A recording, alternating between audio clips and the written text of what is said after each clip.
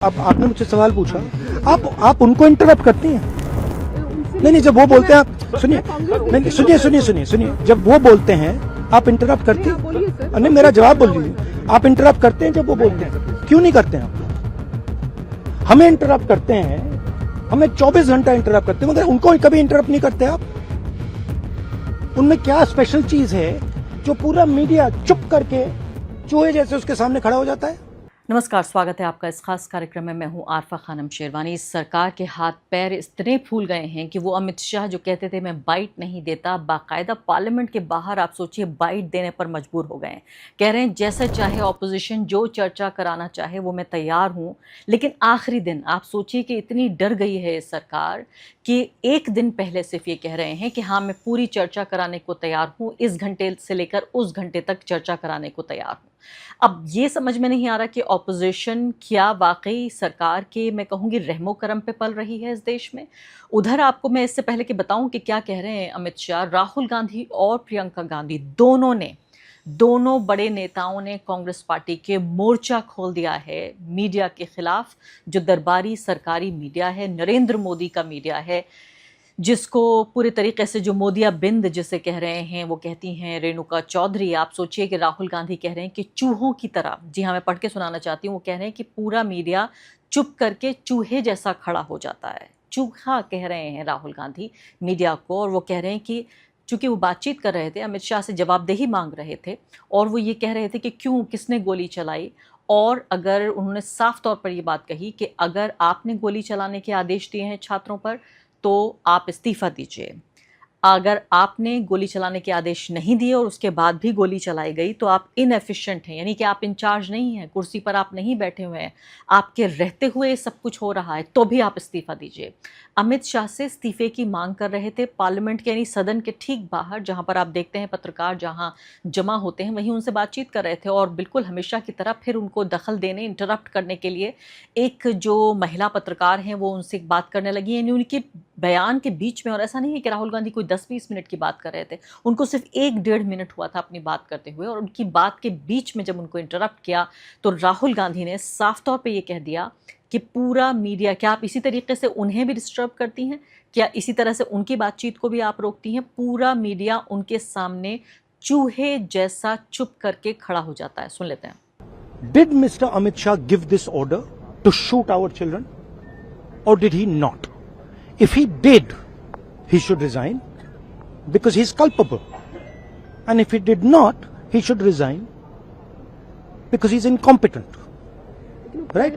This is अब आपने मुझसे सवाल पूछा, आप उनको इंटरप्ट करती हैं।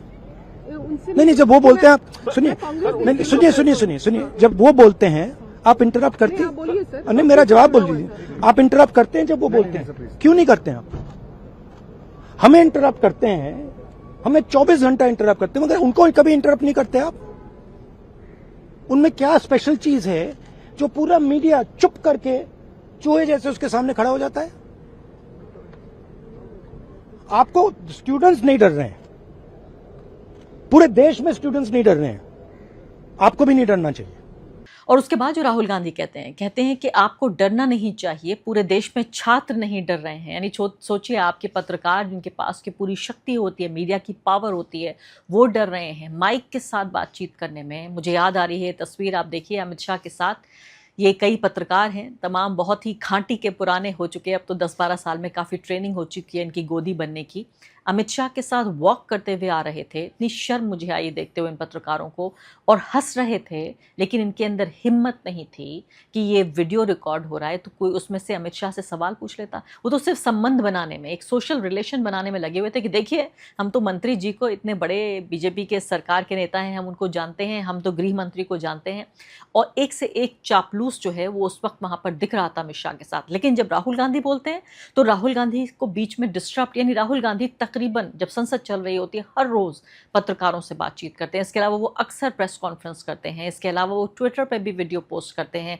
हालांकि मुझे लगता है कि राहुल गांधी को पत्रकारों के साथ जैसे पहले किया करते थे 1-on-1, यानी एक इंटरव्यूअर के साथ, वो वाली प्रैक्टिस राहुल गांधी को नहीं छोड़नी चाहिए। उनको इंटरव्यू करना चाहिए, इंटरव्यू देना चाहिए पत्रकारों को। लेकिन राहुल गांधी कह रहे हैं कि पूरे देश में अब देखिए हर तरफ कोई भी नहीं डर रहा है, छात्र भी नहीं डर रहे हैं, आपको भी नहीं डरना चाहिए।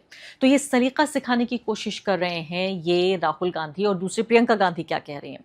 प्रियंका गांधी से भी वही बातचीत हो रही थी और प्रियंका गांधी ने ये जिक्र किया कि छात्रों पर गोली चलाई गई, डंडे चलवाए गए, उनकी पिटाई की गई, उनके शरीर पर जख्म थे।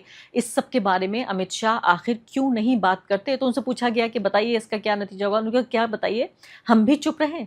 जिस तरह से आप सब चुप बैठे हैं, वही दरबारी मीडिया को निशाना बनाते हुए उन्होंने कहा जैसे आप सब चुप रहते हैं, क्या हम भी वैसे ही चुप बैठें?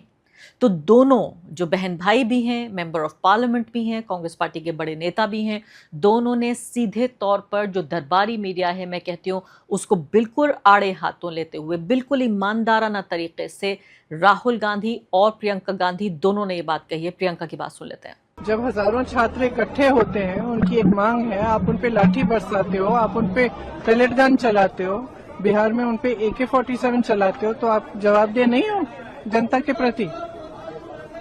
तो हम चुप बैठे बस।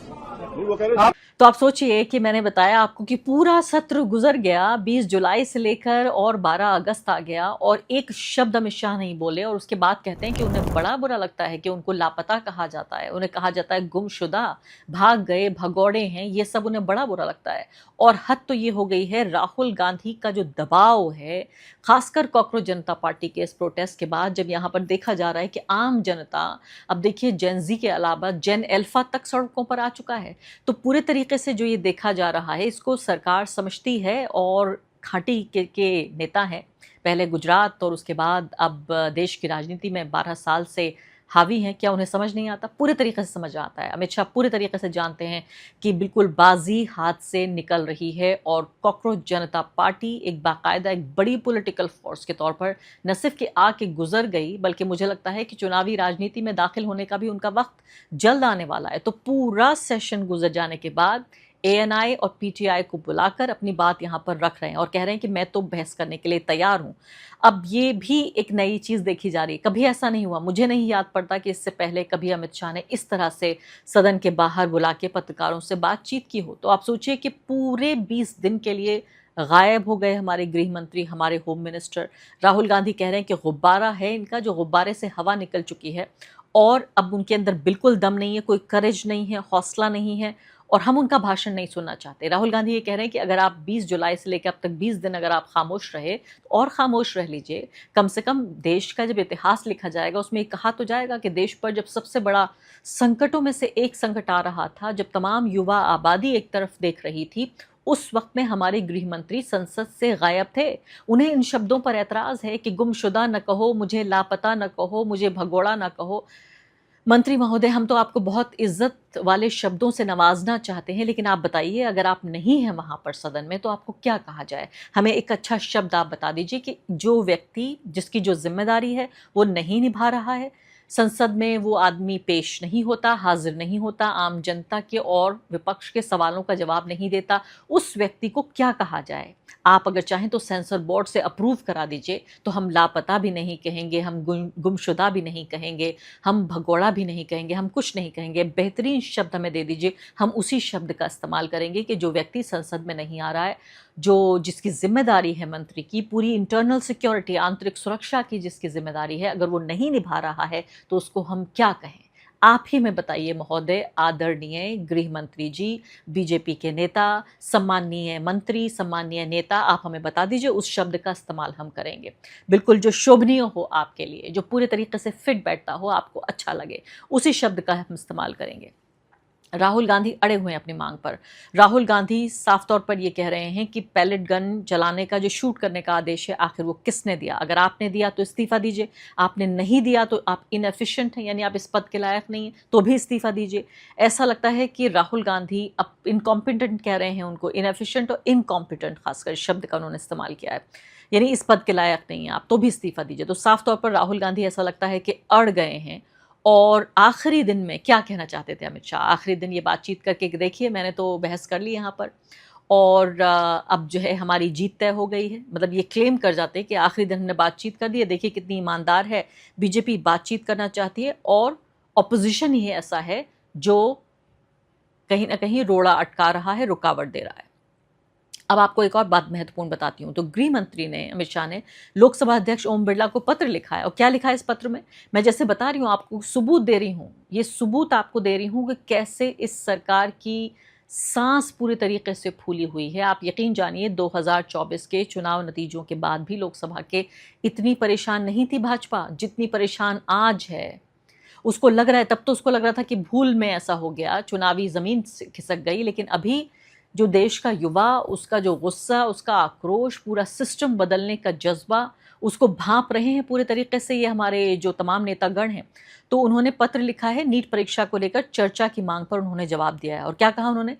उन्होंने कहा कि हमारे जो मंत्री हैं किरेन रिजिजू, उन्होंने बिजनेस एडवाइजरी कमेटी में चर्चा के लिए सरकार की सहमति दी थी।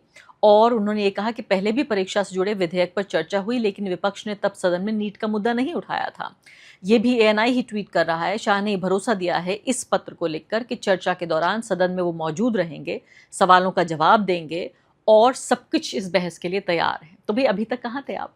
20 दिन गुजर जाने के बाद कहाँ थे? कौन सी ऐसी चीज़ थी जिसमें आप मसरूफ़ थे? जो काम आपको मिला था देश की आंतरिक सुरक्षा का, जिम्मेदारी का, पुलिस प्रशासन को देखने का, लॉ एंड ऑर्डर की आपकी जिम्मेदारी है, और आप गायब थे। और अब कह रहे हैं मैं पूरी तरीके से बहस को तैयार हूँ। इस लेटर से हम मतलब क्या निकालें? सिर्फ एक मतलब निकाल सकते हैं कि आपका हौसला टूट रहा है। राहुल गांधी जो कह रहे हैं कि करेज नहीं है हमारे होम मिनिस्टर में, इससे ज़्यादा और क्या कह सकते हैं? अब आपको और एविडेंस देती हूँ कि कैसे इस सरकार की सांस फूल रही है। अभिजीत दीपके ने ये ट्वीट किया है। वो ये कह रहे हैं कि दिल्ली में वॉलंटियर्स की मिलने के लिए उनको हॉल देने को कोई तैयार नहीं था, ऊपर से उनके ऊपर दबाव था। लगातार वो तमाम हॉल वालों से बातचीत कर रहे थे, ओनर्स से। आखिरकार उनको एक हॉल मिल गया और बैठक से ठीक पहले उसके मालिकों को धमकियां दी गई और उसके बाद बीजेपी की तरफ से ये कहा गया कि सीजेपी की बैठक अगर होने दी तो मालिकों को उल्टा लटका दिया जाएगा। ये अभिजीत दीपके के शब्दों में मैं कह रही हूँ। और अभिजीत ने ये कहा कि उन्हें लगता है कि ऐसी हरकतों से देश के युवा डर जाएंगे तो बड़ी गलतफहमी में है। तो मैं वही साफ तौर पर आपको कम से कम 5 एविडेंस दे रही हूँ, आज 5 सबूत आपके सामने पेश कर रही हूँ, जिससे ये पता चलता है कि इस सरकार की पूरे तरीके से हवा निकली हुई है, सांस फूल रही है, पसीना नज़र आ रहा है माथे पर, शिकन जो है वो अब साफ तौर पर देखी जा सकती है। और आखिर में एक बात कहना चाहती हूँ, ये समझिए आप कि पत्रकारों का गला दबाने की कैसी ये कोशिश है, और लगातार उस कोशिश को कामयाब हमारे वही दरबारी पत्रकार कर रहे हैं। जब राहुल गांधी ने ये ट्वीट किया और कहा कि चूहे की तरह दुबक जाते हो तुम, तो संतोष पाठक हैं पत्रकार और पुराने पत्रकार रहे हैं। उन्होंने क्या कहा है? वो ये कह रहे हैं, राहुल गांधी को एड्रेस करते हुए कह रहे हैं, उन्होंने बहुत बड़ी समस्या को आगे रखा है और मैं आपके सामने दर्शकों इस समस्या को रखना चाहती हूँ, क्योंकि देखिए जब पत्रकार अपना काम करता है तो वो आपका काम कर रहा है। पत्रकार जो सवाल पूछता है वो आपका सवाल पूछता है, नेता तक ले जाता है। ये पत्रकार का सवाल नहीं है, ये जनता का सवाल है जो वो नेता से पूछता है। तो मैं आपको बताती हूँ संतोष क्या कह रहे हैं और बहुत बड़ी समस्या की तरफ वो इशारा कर रहे हैं। वो कह रहे हैं, राहुल गांधी जिन रिपोर्टर्स को आप हड़का रहे हैं वो आपको ये नहीं बताएंगे कि आपके इर्द गिर्द रहने वाले कांग्रेस नेता आपको ये बता पाएंगे, ना ही वो बताएंगे आपके जो चापलूस कांग्रेस के नेता हैं। मैं आपको बताता हूं कि पूरी कांग्रेस असली पत्रकारों के साथ नहीं खड़ी होती। आपके पार्टी के पत्रकार आज भी कुछ बड़े पत्रकारों के इर्द गिर्द चलते हैं। अब ये सिस्टम जो सुनिए वो क्या कह रहे हैं, असली कारण क्या है, क्यों नहीं हो पा रहा है ये। अमित शाह से सवाल पूछने की, यानी जो गुस्ताखी करेगा पत्रकार उसके साथ क्या होगा, ये बहुत बड़ी बात कह रहे हैं पत्रकार। ध्यान से सुन लीजिए आप। वो ये कह रहे हैं, संसद कवर करने का उसका पास किसी ना किसी बहाने कैंसिल कर दिया जाएगा, यानी पार्लियामेंट में उसकी एंट्री बंद की जाएगी अगर कोई पत्रकार सवाल पूछने की कोशिश करता है। हो सकता है उसकी नौकरी भी चली जाए। आप और आपकी पार्टी क्या उसका साथ देंगे? क्या करेंगे अगर वो नौकरी अपनी, जैसे वो कह रहे हैं कि अमित शाह से सवाल पूछने की आपकी हिम्मत नहीं है। प्रियंका गांधी कह रही हैं कि आप जो हैं वो सिर्फ हमसे सवाल पूछते हैं, आप हम आपकी तरह खामोश हो जाएं। क्यों खामोश हो गया है पत्रकार? इस पर संतोष जी बड़ा सवाल उठा रहे हैं। वो ये कह रहे हैं, आपको ये पता नहीं है कि लोकसभा स्पीकर ने आज तक संसद भवन परिसर में मीडिया के लिए कोविड के टाइम वाला सिस्टम ही लागू कर रखा है। क्या सिस्टम है वो? आपने शायद गौर नहीं किया कि संसद भवन में बाकी चैनलों के माइक, आईडी और कैमरा पर्सन क्यों नहीं दिखाई देते? आखिर पहले की तरह सबका पास क्यों नहीं बनाया जा रहा है? ये सब कुछ बताने का काम उन्होंने टैग किया है कि आपके नेताओं का है जो नहीं बताया। मुझे लगता है संतोष जी ने बहुत बड़ा मुद्दा ये उठा दिया है कि संसद को इतना एक प्रिविलेज्ड ये स्फीयर क्यों बनाया जा रहा है कि सिर्फ सबसे ज़्यादा वो पत्रकार जो इस सरकार को पसंद है उन्हीं के पास बनेंगे, वही अंदर जा सकते हैं, वही कवरेज कर सकते हैं, वही नेताओं से बातचीत कर सकते हैं। क्योंकि आपको पता है ये एक ऐसी जगह है पार्लियामेंट जहां बड़े से बड़े नेता से आप सवाल पूछ सकते हैं, सिर्फ इसलिए क्योंकि आप वहां उस पूरे मैदान में वहाँ मौजूद है। मैं कई बार पार्लियामेंट गई हूँ। एक पत्रकार के लिए बड़ा ही एक तरह से एक सशक्तिकरण का, एक एम्पावर्ड एहसास कराता है। ख़ासकर मेरे राज्यसभा टीवी के दिनों में अक्सर वहाँ जाने का मौका मिला करता था। और तब ये पास वाली वो व्यवस्था नहीं थी, आप किसी भी तरह जा सकते थे वहाँ पर पास बनवा कर और बातचीत कर सकते थे। लेकिन अभी सिर्फ कुछ खास लोगों के लिए ये पास का कार्यक्रम किया गया है। तो मैंने आपको सबूत दिए किस तरह से मैं ये समझती हूँ कि इस सरकार की पूरे तरीके से सांस फूली हुई है। और पहली बार मुझे लगता है कि मीडिया को आड़े हाथों लिया दोनों ने, प्रियंका गांधी भी और राहुल गांधी भी। मैंने प्रेस कॉन्फ्रेंस किया, बाकी ऑपोजिशन ने क्लियरली बोला है, we are not interested in listening to mister Amit Shah imagination. We are not interested in him giving us a lecture or a discussion. We are interested in one simple thing. And when I say we, I mean the younger generation of this country. Who shot those students? Who gave the order to shoot those students? Who blinded one of the students? Who shot one of the students in the ear? Who gave the order to beat the students with lathis, with nails? Who gave that order? That order was implemented by the Home Ministry. Delhi Police and RAC are both Home Ministry systems. Did Mr. Amit Shah give this order to shoot our children, or did he not? If he did, he should resign because he is culpable.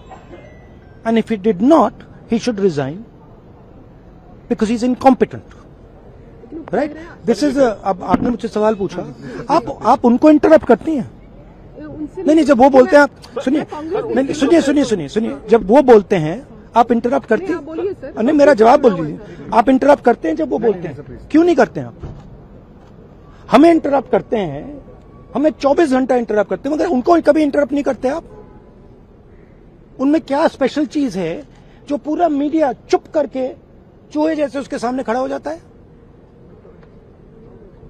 आपको students नहीं डर रहे हैं, पूरे देश में students नहीं डर रहे हैं, आपको भी नहीं डरना चाहिए। सर उनका जो एक सेकेंड, तो the question is not whether Mr. Amit Shah comes and opines. We don't care what he has to say. Okay? First of all, the most important thing to understand is 20 दिन के लिए गायब हो गए। यहां बैठे थे, गाड़ी आती थी जाती थी, 30 गाड़ियां उनके, student should know this, 30 cars around Amit Shah. उनके घर के सामने जाइए, वहां पे मतलब 1000 पुलिस वाले खड़े हुए हैं कि कोई बच्चा ना आ जाए। तो गुब्बारे में से गैस निकल गई, अब लास्ट मिनट वो उसमें फिर से गैस भरने की कोशिश कर रहे हैं, बट गुब्बारा फट गया है। Amit Shah has no courage, the home minister of India has no courage, he can not come to the house.